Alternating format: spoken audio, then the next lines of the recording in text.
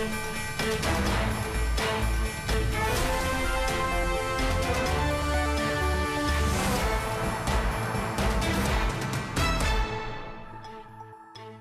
is almost 11 a.m. in Singapore and Shanghai. Welcome to Bloomberg Markets Asia. I'm Haslinda Amin. Here are the top stories. Asian stocks extending a U.S. sell-off on worries about the industry that's powered the bull run.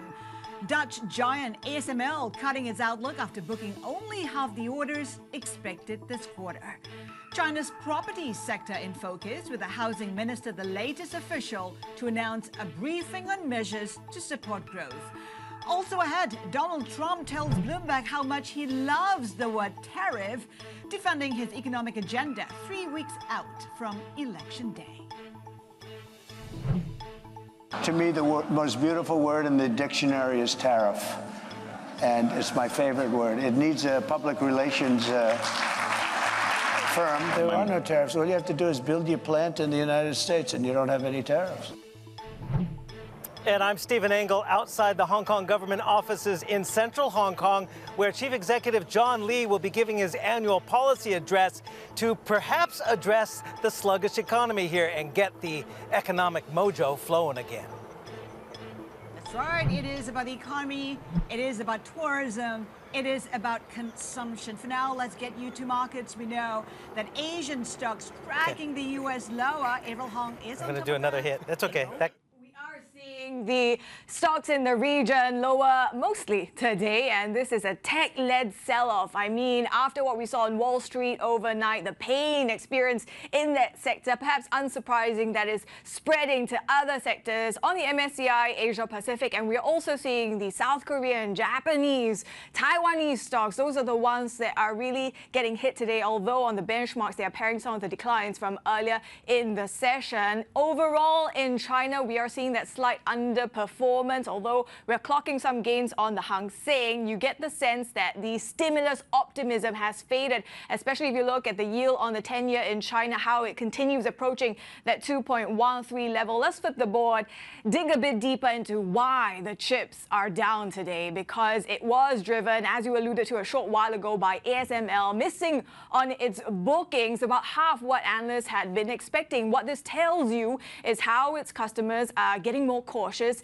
and how much more gradually the recovery in semiconductors is actually progressing. So among the stocks we're tracking in the Asia Pacific today are ASML's big customers, SK Hynix, TSMC, its peers, Tokyo Electron, seeing declines of almost 10% into the lunch break, and Nikon, another one of its suppliers, also seeing those losses. It didn't help that we actually saw some concerns about these U.S. Chip curbs potentially getting tougher as far as sales are concerned. So overnight, we saw how NVIDIA, the Philadelphia Semiconductor Index, also took a hit. Let's flip the board, take a closer look at what we're seeing among some of these Chinese stocks, because the ones that are rallying are these developers listed in Hong Kong. We have news of yet another briefing coming out of China, this one tomorrow, and we're going to hear from the Housing Ministry along with the PBOC. It's expected to potentially give some details on property support measures, but note here, these measures and news of it have really been coming in bits and pieces. You wonder, does this cut it for investors, especially when you get reminders of weak Chinese demand and how that's reflecting even in the sales of LVMH, that luxury retailer. And this offshore concern also makes you wonder how much, to the extent in which whatever Hong Kong policy briefing we are going to get today is going to be able to excite investors. That's right. On the back of that, April, let's head to Hong Kong, where Chief Executive John Lee is delivering his yearly policy address. Our Chief North Asia correspondent, Stephen Engel, joins us now from outside the Hong Kong government headquarters. Steve, we know that growth is within target, but really sentiment lackluster. Yeah, that's right. It's all about confidence, right? We see that across the border in mainland China. And stimulus did help, boost some of that confidence, but how long will it last? And that's the big question here in Hong Kong. We've had a multi-year slump, obviously exacerbated by the pandemic that began really in 2020. But before that, we had the years-long protest movement that sort of culminated in a national security law, then the passing of the Article 23 domestic security bill, and also a complete revamping of the electoral process. So there's been a number of different stresses, and Hong Kong simply hasn't gotten its mojo back economically. We've seen with the dearth of IPOs and the dearth of deal flows, the financial services sector has really been hammered, and there's been some job cuts. So what can John Lee, as he is now speaking in the building behind me, Legislative Council, or LegCo in the Hong Kong government offices, what can he do to try and boost that confidence that you just referred to, Haslinda? There are multiple stresses, and I'm talking China, but also geopolitically further afield with the United States, and also just consumer confidence. Retail sales have fallen by double digits for the last 6 months or thereabouts. It is really hurting right now, and that has hurt the property sector in the retail space. Obviously, we know that the residential property sector has been hit, and the commercial office space in the big towers behind me, the vacancy rate in some cases are upwards of half of these skyscrapers are empty right now, given there's been a surge in demand with new skyscrapers and a dearth of demand. So lots of stresses on this economy. What can John Lee do that he hasn't done already is the big question. Haslinda? Well, it's not just about consumption, not just about properties, also about tourism. I mean, just wondering if you're expecting specific measures to boost Hong Kong's tourism. Yeah, I think he's going to talk a lot about attracting big events. Opening up soon is the big indoor and convertible roof stadium across the harbor that will be a new shiny toy for the Hong Kong to attract big events. Coldplay will be here for multiple concerts in the beginning part of next year. It's not quite like Taylor Swift and going to your hometown there in Singapore, but that's the kind of events that Hong Kong wants to attract. They've spent in the last few years about more than $130 million essentially with free airplane ticket giveaways, drone and pyrotechnic shows here on Victoria Harbour, a number of different campaigns. Hello, Hong Kong. But has it brought back the mojo? Not really, because the number of seats on airplanes coming to Hong Kong have not come back to pre-pandemic levels. In fact, seats on airplanes servicing Hong Kong from and to the United States are down about 34% from that peak of tourism in 2018. To Europe and from Europe, down 41%. So somehow, those airlines need to see demand pick up first. So it's a chicken and egg situation for Hong Kong right now. Now, things that will help: stimulus from China and the tourists that are coming from China. Year to date through August, we've had 23 million visitors to Hong Kong, but 21 million of those are from mainland China. They want to boost those numbers coming from further afield. But again, the people coming from China are a help, obviously. Also, what is helping is the Fed pivoting to an easing cycle on rates because of the Hong Kong dollar pegged to the US dollar. So that could give a little bit of financial easing of pressure that Hong Kong is facing. But again, they need some long-term structural policies to battle the structural changes that are going on in this city. Steve, just to be sure, it is Coldplay of a Tay-Tay for me. Just get that right. Our Chief North Asia correspondent, Stephen Angle in Hong Kong, thank you. Now, China's housing minister will hold a briefing on Thursday that could provide more details of measures to support the slumping property sector and boost economic growth. Let's bring in our China correspondent, Min Min Lo, for more. Min Min, yet another briefing. What can be expected this time? Yeah, so this is a joint briefing by the Housing Ministry plus unidentified officials from the PBOC, from the Ministry of Finance and the National Financial Regulatory Administration. Now, we're hoping to get more details on the implementation of housing sector measures, because we had that very clear directive from the Politburo meeting that the government wants to stop the decline in this sector. But we have heard broad strokes so far, lacking in details. The Ministry of Finance had said, local governments can use the proceeds from special local government bonds to buy back idle land and unsold homes. But there wasn't a sense of scale, how much bonds could be issued, timeline and targets, how much of these unsold homes do they want to buy back. There was also no indication of how the government is going to tackle things like uncompleted homes. That is a major barrier, because if people are buying houses that they're not confident is going to be completed, they're going to shy away from the housing market. And now Bloomberg intelligence analyst had crunched the number. She thinks that 11 trillion yuan is still needed to support the completion of these 48 million uncompleted homes on the market. So hopefully we'll get more details, more meat on the bones on Thursday. Lots of different estimates, but for sure the numbers are big. We're also hearing that China is weighing an $853 billion debt swap. I mean, what's that about? Yeah, so this might be a little bit confusing, because yesterday Chinese financial media Caixin reported that the Chinese government could be mulling issuing 6 trillion yuan over 3 years in ultra-long special sovereign bonds. But what Bloomberg is hearing that is that it's not these central government bonds, but rather local government special bonds. Also 6 trillion yuan over 3 years that is going to be issued. Now, the difference here is very key, because if it is local governments as opposed to the central government that is issuing these bonds, that means that there won't be a transfer of debt burden from local government to the central government. Now, that is going to disappoint some economists who have been calling for the central government to take on more responsibility for borrowing and spending on behalf of the economy, because the majority of the national debt burden now is carried by the local governments and their financing vehicles. So the estimates are that there are about 40 to 60 trillion yuan of these hidden off-the-book debts taken on by these financing vehicles. And hopefully, we just had Becky Liu actually from Stanchart on our show earlier today. She's saying that if both Caixin and Bloomberg are both right, that means it could be 12 trillion yuan of bond issuance, combining the CGB as well as the local government bond issuance to tackle local government debt. So that is a pretty massive amount. And we know fiscal spending has been a drag on the economy this year. That will be quite an important thing to watch when the legislature meets in late October or early November. And that might just dampen sentiment even more. Bloomberg's China correspondent Min Lo, thank you.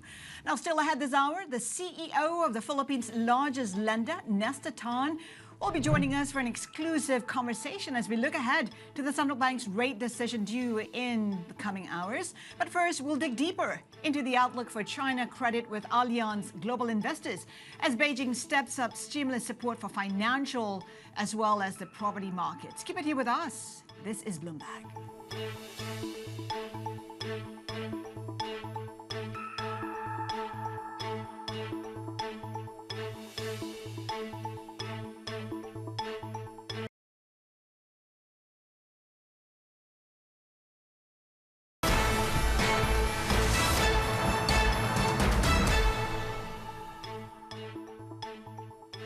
We're tracking the bond market. We're seeing U.S. Treasuries pretty flat after yields fell overnight. Long maturity tenors saw the biggest yield declines in weeks. Here in Asia, pretty flat as well. As you can see on your screen, China yields falling as China weighs a debt swap.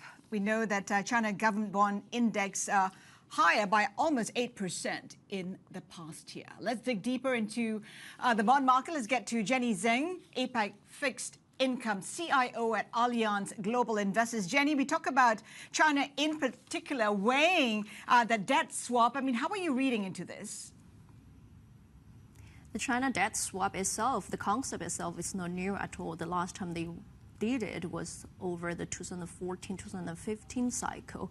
When they swap the local government bond of the LGFVs onto the local government's balance sheet. So this is the second time they are doing it. Now, the difference this time, we think there are two major differences this time. Number one, and according to the latest press conference by MOF, it has made very clear that the size will be the largest in recent years. If you think about how much they've done in recent years, we can pretty much say that this time it can be 2 trillion, shouldn't be too much of an expectation. That's number one. And number two is if you look at last time, when they first started the debt swap program, in fact, the definition of what actually is hidden debt was not very clear. And after so many years, I do think they've done enough due diligence and they figure out, okay, so what exactly is the hidden debt? What are the debts that needs to be swapped into the local government's balance sheet? And what should stay as more commercial terms? I think it's much more clear. So which means this time the debt swap can be much more targeted. So what does that mean? It means that purely from a expansionary policy perspective, it may not be as expansionary as last time, but this time you'll be much more targeted and much more effective in terms of dealing with the debt problem on the local government side. The issue in China is really about confidence. That question is really whether that's enough to reverse its credibility and build that confidence. You're absolutely right. At the end of the day, market is a game of expectations.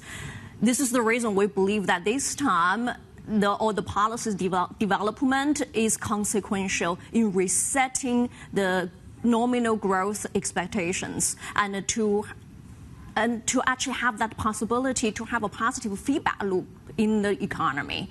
The most consequential measures that have been announced this time, in fact, in our view, are mainly two things. One is this recapitalization of banks. This is confirmed by the most recent press conference. Banks have been doing a lot of heavy lifting, if you think about it. The banks have to lend to SMEs, and it has to say you have to rescue the property market. It has to lend to these whitelist projects that may even not making money. Banks have to, also lend to local government support all the physical policies. So banks are doing a lot of heavy lifting, and the banks, in fact, if you think about their NIM has been coming down. They don't have sufficient profitability to support a further growth in the economy. That's why this 1 trillion capitalization is consequential and the most significant in the whole package.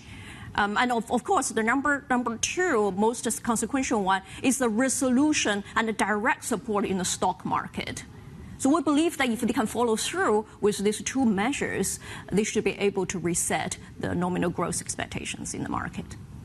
Jenny, how might this play out to the rest of Asia? I know that investors are looking for more details before coming to any concrete conclusion. The thing is, whatever China is doing, China's stimulus, that must be positive for Asian credit. It is. It is positive for Asian credit and for Asian fixed income. If you think about it, I mean, the Asian fixed income market, it's driven primarily mainly by what's happening in the U.S. and what's happening in this region, and we haven't talked about that. It looks like the wind is at the Asian fixed income's back because we have the largest two economies embracing easier monetary policy and easier fiscal policy that has positive implications to credit profiles, the credit cycle, and particularly to some of the more cheaper bonds in the Asian fixed income space, particularly the high yield side of things. So Jenny, I mean, in terms of what you're liking in the Asian fixed income space, what might that be? What are your conviction calls? We still like Asian high yield. We think Asian high yield remains quite attractive from a yield perspective. It is still the highest yielding high yield market in the world. Now, again, with China doing whatever it's doing currently, it should significantly lower that tail risk and also continue to reduce default in this market, while the rest of the region has been humming along from economic cycle perspective. So we continue to like Asian high yield. We also like some of the higher yielding local currency market, for example, the IGB, the India local government bond, which will offer investors good carry and a pretty stable FX.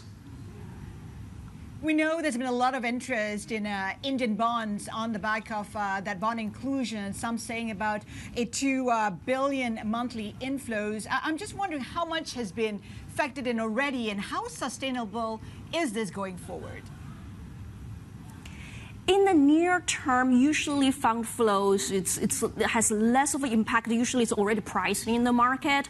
But we believe that, with what where the economy is at currently at the cycle, and where the latest MPC has signaling an easing bias, and with the RBI continue to manage FX stability very successfully. So we believe that will continue to attract inflows into the Indian market. So that should continue to support the returns of that market. Yes. And Jenny, before we let you go, you talk about how markets are underpricing geopolitical risks. What's the best hedge?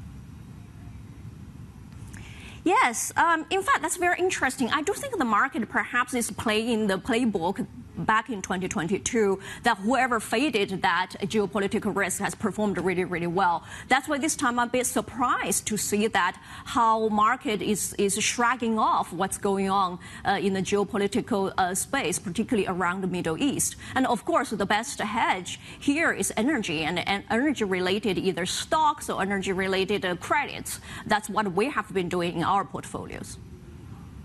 Interesting. Jenny, thank you so much for joining us today. Jenny Zhang, CIO, Fixed Income APAC at Allianz Global Investors.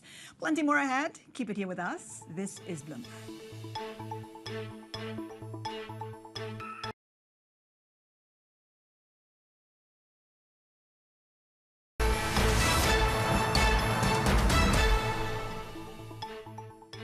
Welcome back. Republican presidential nominee Donald Trump has told Bloomberg he loves the word tariff as he denied his protectionist policies could fuel inflation and spike the national debt. Trump spoke to our editor-in-chief, John Micklethwaite, about his economic agenda 3 weeks out from his election showdown with Democrat Kamala Harris. Because we're about growth. She's got no growth whatsoever, and we're all about growth. We're going to bring companies back to our country. You look at even today, as I was driving over, I see these empty, old, beautiful, like steel mills and factories that are empty and falling down. Some have been converted to senior citizens' homes, but that's not going to do the trick. And we're going to bring the companies back. We're going to lower taxes still further for companies that are going to make their product in the USA. We're going to protect those companies with strong tariffs, because I'm a believer in tariffs. I'm not sure that you are. I don't think you are, but I congratulate you on your career. But to me, the most beautiful word in the dictionary is tariff, and it's my favorite word. It needs a public relations firm to help it, but to me, it's the most beautiful word in the dictionary. Tariffs, do you think that will bring in the revenues? To use another bipartisan group, Peterson Institute, they say they only bring in $200 billion. That is that's barely the cost of 2 of your promises. Yeah, but that's like, for what company are you talking about, okay? Look, I've brought in with tariffs, and I was just getting started. Then COVID came, and we had a because I tell you what, I did a very good job in COVID. Nobody knew what the hell it was. I call it the China virus because I like being a little more accurate. But when that came, but we got hundreds of billions of dollars just from China alone, and I hadn't even started yet. But tariffs are two things, if you look at it. Number one is for protection of the companies that we have here and the new companies that will move in, because we're going to have thousands of companies coming into this country. We're going to grow it like it's never grown before. And we're going to protect them when they come in, because we're not going to have somebody undercut them.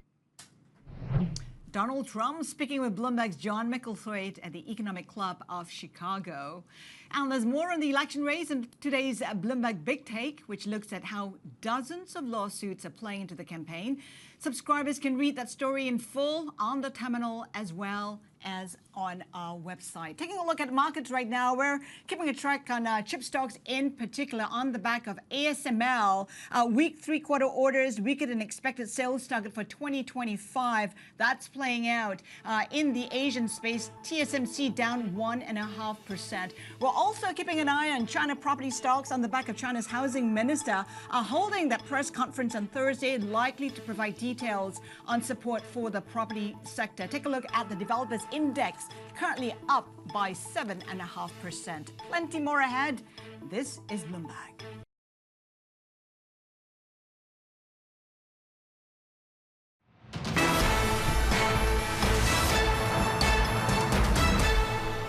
market really needs to see more evidence that will show how the policy support can provide a new driver to improve the structural growth outlook of the Chinese economy. So in the near term, we expect market volatility to persist after the sharp rally. Looking at the domestic mutual funds exit allocation, its current allocation to equity is almost a historical low of quite a bit under 30%, but its allocation in cash bonds, it's an all-time high, north of 65%. So that's why this is making the positioning quite vulnerable once we see a small stabilization and rebound of the A-share market. At the National People's Congress, they'll come out with more substantial numbers to all these stimulus measures that we're talking about. It'll be ratified by the Congress, and then it's rolled out, I think. So at that point, you'll probably see another leg up with the institutional money coming in at that point. Some of our guests weighing in on the volatility in Chinese markets. Of course, China markets headed to lunch. It is in negative territory, but point to note, property sector doing really well. Avril Hong on top of that. Avril. We are seeing those Chinese developers listed in Hong Kong rallying today, some of them by double digits, as investors keep an eye out for that briefing from the Housing Ministry tomorrow out of the mainland. But also we're watching out for potential stimulus from Hong Kong with that policy briefing underway today as well. And as you heard from some of our guests on BTV, we are also keeping a close watch on that October China NPC. But for now, in terms of the stock market reaction, you get the sense that even though the CSI 300 has pared those declines of 1.3% from earlier on in the session, the optimism surrounding support measures has certainly faded. Let's flip the board and take a closer look at how far things have fallen from their most recent peak. If you take a look at the CSI 300, it's upwards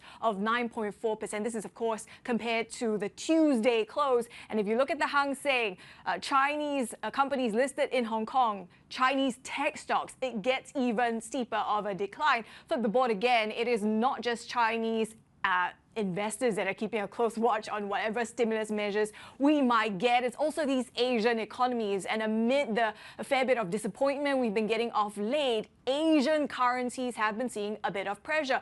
Of course, this is also tied into the dollar story amid the recalibration of Fed expectations. But note here as well, what we've seen today is also the dollar story, as it's a bit softer from the 2-month high that hit just a day ago after Trump defended his proposal to raise tariffs. And that was what we saw on the greenback. So today, a bit of a reversal in the Thai baht, the peso, the rupiah as well.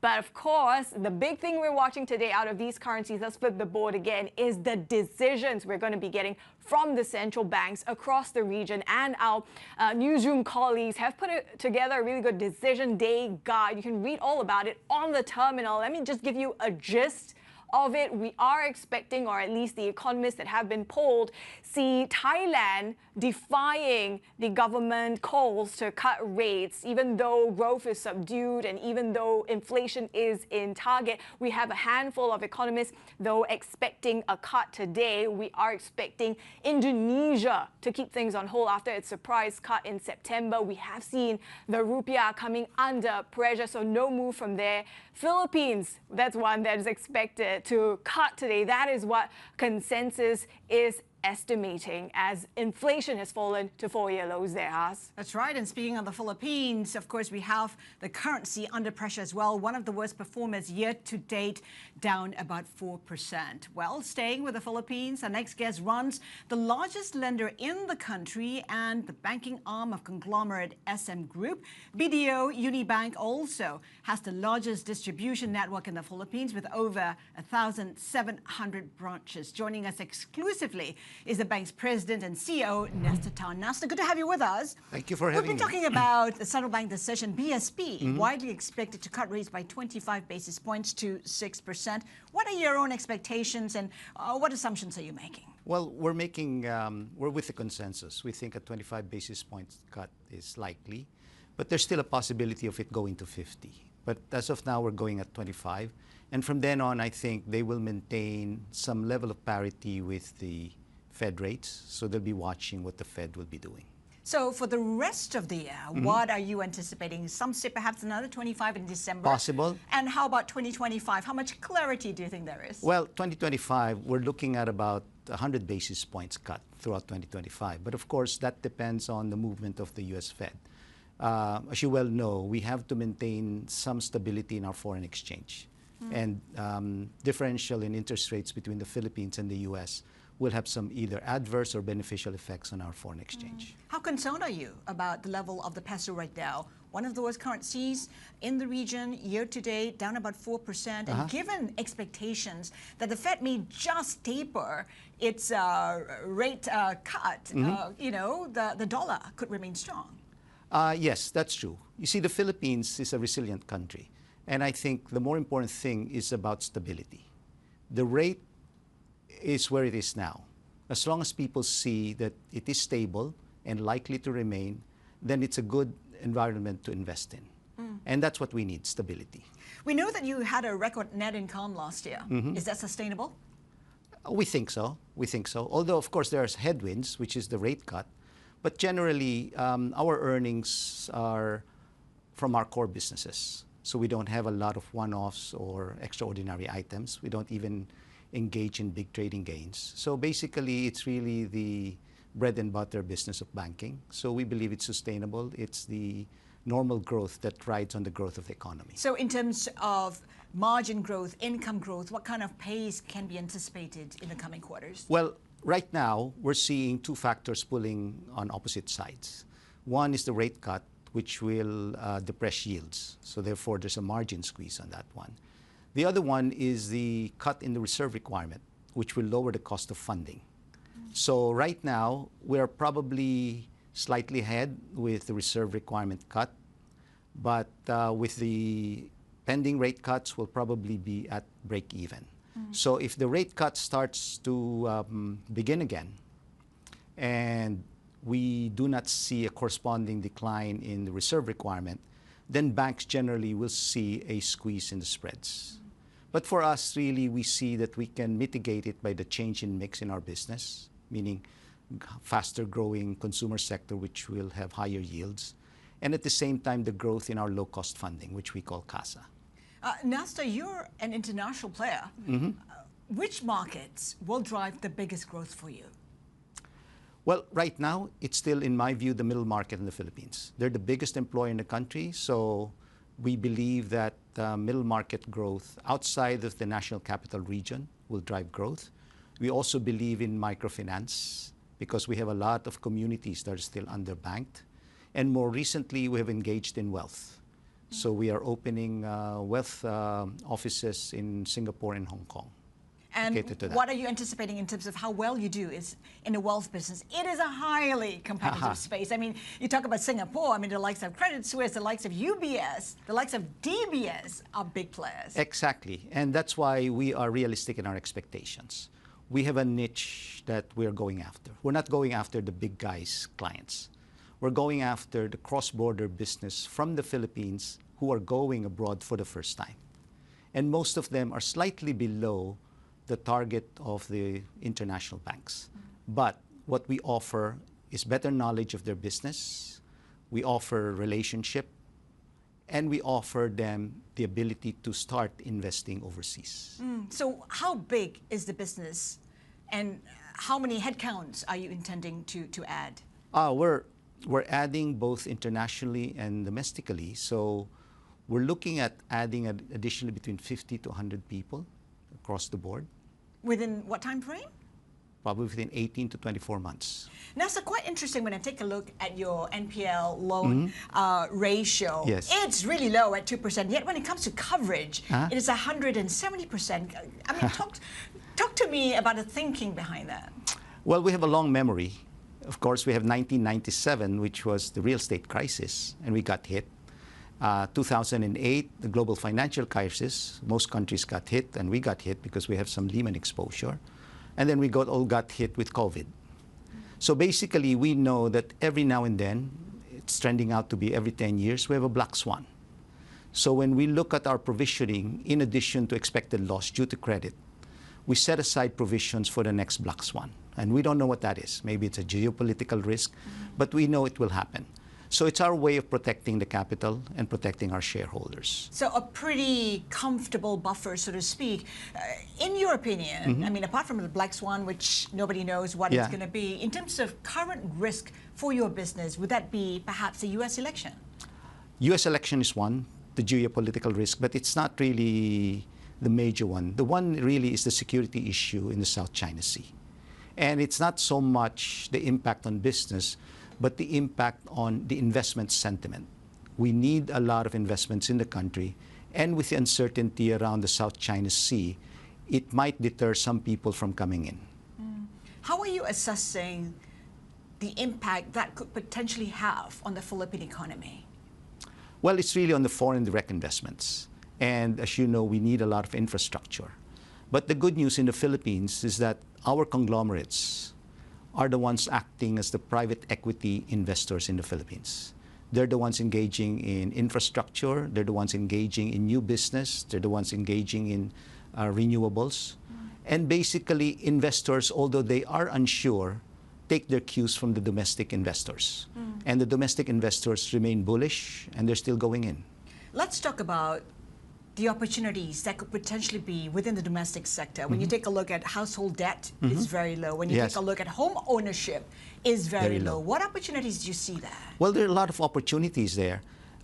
It's not that our risk appetite is not in that area. It's just that it's hard to find good borrowers that would be good candidates for housing loans and consumer loans.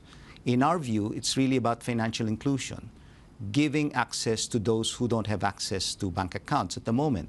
And if you look at the Philippines, roughly about 17% of our cities and municipalities still do not have a banking presence. So that's a lot of opportunities. And in terms of expansion, acquisitions, will you be acquiring perhaps an existing savings bank, or what's the plan there? Well, we have no plans at the moment. And I think any future plans for acquisitions will have to fit our long-term strategy. And for us, it's really building the businesses that we're building now. Wealth, microfinance, the branch network for giving access to the unbanked. So that's generally the thrust that we're taking. We know that banks under threat from the likes of fintech because of technology and AI. How are you deploying AI, and how are you investing in AI? Well, we have built the foundations in our IT infrastructure, which means AI can easily stay on top of that. We have actually, right now, 5 applications that are live. And we're building 3 or 4 more. So we believe that AI will help in productivity. But we just have 3 principles that we follow at this stage. Number 1, AI is a co-pilot or a tool, or an assistant to a person. So decision-making will have to be done by the individual. Second is we curate our database, so we make sure that we have clean database to start with for our analysis. And the third is we put a lot of security, because now you have a lot of data accessible to people. So we make sure we follow those, and then we apply it in the way we do business. Right. In wealth, in IT, actually. We have 2 applications in IT, even in our investment banking. So we have applications that are actually adding productivity to our people. Nasta, we'll have to leave it there, but great to have you with us. Thank you for having me. Nasta Tan, President and CEO of BDO Unibank. Just a headline to tell you about Hong Kong, as expected, relaxing the tax for some liquors. We'll bring you details as they come along. We know that John Lee, the chief executive, is speaking in the city. His third address to the city. Of course, he's trying to revive growth in the country, also consumption, and that dampened sentiment when it comes to the property sector. Again, Hong Kong relaxing spirits tax for some liquors, perhaps in a bid to revive Hong Kong as a destination for entertainment as well as restaurants. Plenty more ahead. Keep it here with us. This is Bloomberg.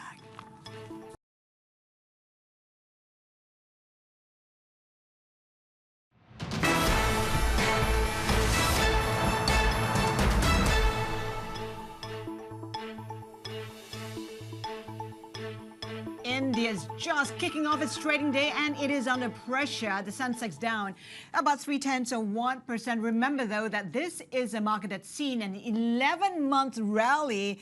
India stocks have powered ahead in recent months, surging earnings outweighing fears. But the concern right now is that those pace of earnings may not be sustainable, and hence perhaps investors are taking a check. Sensex down, along with the Nifty index lower by 0.2%. In terms of the rupee, 84.0688.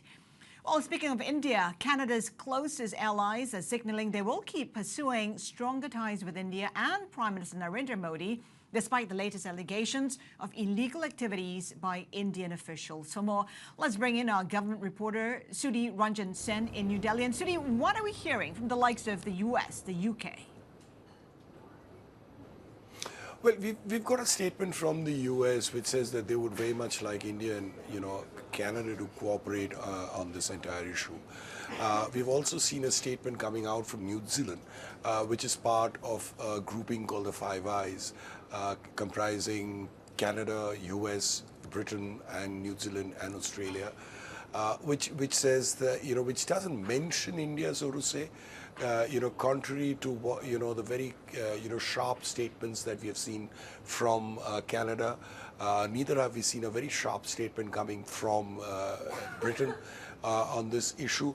So broadly, the sense that we get in New Delhi is that, all sides seem to be, except for India and Canada in this case, seem to be kind of suggesting that the two countries need to sit down, behave like mature adults and sort this entire issue out to the best, so that it's a win-win for both countries. Because, at one level, this entire issue of Khalistan, or, organized criminal gangs affects India also, it affects Canada also, and Canada has been very, very clear about saying that, it is a threat of unprecedented nature. So, I mean, this is this global situation, but what next yet? There seems to be a pause from both Canada and India after both throughout their diplomats, and each in a way looking out to see what the other does next. Sudhi, to put that in perspective, it is really about trade. It is really about geopolitics when it comes to those Western countries. I mean, India is seen as a counterweight to China. Definitely, very definitely. India is seen as a counterweight to China, and which is why the statements and the readouts that we are getting from the United States very clearly, very measured statements coming out. Because, mind you, India is part of the Quad, the Quadrilateral Security Dialogue, which includes America, Australia, Japan, and India. And it's a very, very important, so to say, mechanism and a structure in the Indo-Pacific to kind of counter China. So nobody wants a rupture in the relationship with India. At the same point of time, they would want this entire issue to be sorted out. Vis-a-vis trade and, between India and Canada, we haven't seen anything, or there are no indications yet on the ground to say that that's being ruptured. Or there is any kind of a halt or a pause in that. And in the last round of, last round of a spat that we saw last year between India and Canada, that was one area that never got affected. So, if one were to take a cue from what happened in the past, doesn't look like it is going to get affected immediately right now. Sudhi, thank you. Government reporter Sudhi Ranjan Sen there. Plenty more ahead. Keep it here with us. This is Bloomberg.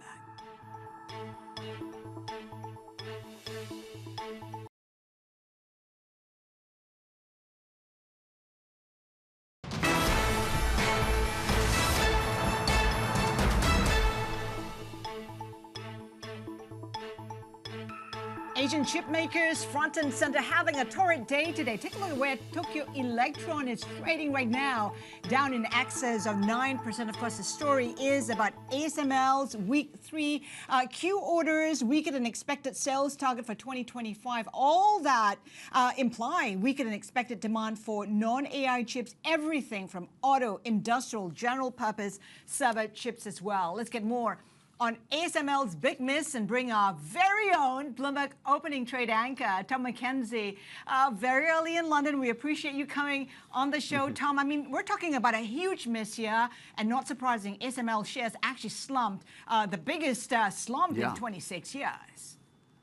Yeah, since 1998, remarkable earnings coming through from ASML, also releasing them a day early, and we'll try to get to the bottom of that with the call later today. No doubt that will be one of the questions put to the CEO and CFO. So half the orders that had been expected, about 2.6 billion euros worth of orders, the expectations had been for around 5.4 billion euros. So half the expectation in terms of the orders, and the extreme ultraviolet lithography machines and deep ultraviolet lithography machines that they are shipping to their customers. Again, this is something of a bellwether for the industry, as you correctly said. And the other key point was, looking ahead, the forward guidance also cut by ASML. The CEO, newly installed at the company, Christophe Fouquet, saying that the recovery, quote, is more gradual than expected and will continue in 2025. Customers, he said, are cautious. They now see net sales of between 30 to 35 billion euros next year versus a previous guidance range of around 40 billion euros. You are also absolutely right, Haslinda, to point out this is the non-generative AI, non-AI accelerator piece of the market that we should be focused on, the industrials, the autos. That is where the lag is. Tom, interesting to point out as well that China is actually the biggest market for ASML, accounting for what? Almost 50% of sales. And with China in doldrums, I mean, struggling with its economy, that's not good news. Absolutely. 47% of sales and revenue still coming through from the Chinese market. Interestingly, a note from analysts at UBS suggesting that as you look into 2025, there could potentially be a cut of up to a quarter in terms of sales, ASML sales into China, precisely because of the restrictions, not just the slowdown in the Chinese economy, but also the restrictions being put in place by the Netherlands at the behest of the US, of course. And those restrictions, as we've been reporting on yesterday as well, continue to tighten around the shipment of this hardware and software into the Chinese market. So that is another risk, the fact that they get 47% of their sales still from China. The other point around this is NVIDIA fell on the back of this news, but it is really important to think about the segmentation of this chips market. It is no surprise, it should come as no surprise, that the demand for autos chips, given what we're seeing in the hollowing out of the European auto market, that continues to slow. That the industrial chip demand is also soft. We know the inventory build-out has been there, and it's worth noting as well that customers, ASML's customers like Intel, like Samsung, SK Hynix, are more cautious. Intel as well scrapping a couple of its plans around factories and foundries. So that has been an impact. But the segmentation of this chip market is important. This doesn't necessarily mean the demand for those AI accelerators is over. Tom McKenzie, we appreciate your time today. I know it's not even 5 a.m. in London. Thank you so much for that. And of course, we'll have more on chips on Thursday. I'll be speaking exclusively with AMD's Chief Technology Officer, Mark Papermaster, about their new AI products and the outlook for the sector. Quickly, in the markets, as we check on now where the Hang Seng is trading, of course, we have Chief Executive John Lee laying out a policy agenda to boost the economy. We heard him earlier talking about easing those taxes on some liquors. We have the Hang Seng currently up by 0.8%. Remember that it is a market that is seeing growth within target, but it is about sentiment. It is about the property sector. That is it from Bloomberg Markets Asia. Horizons, Middle East and Africa is next. Keep it here with us. This is Bloomberg.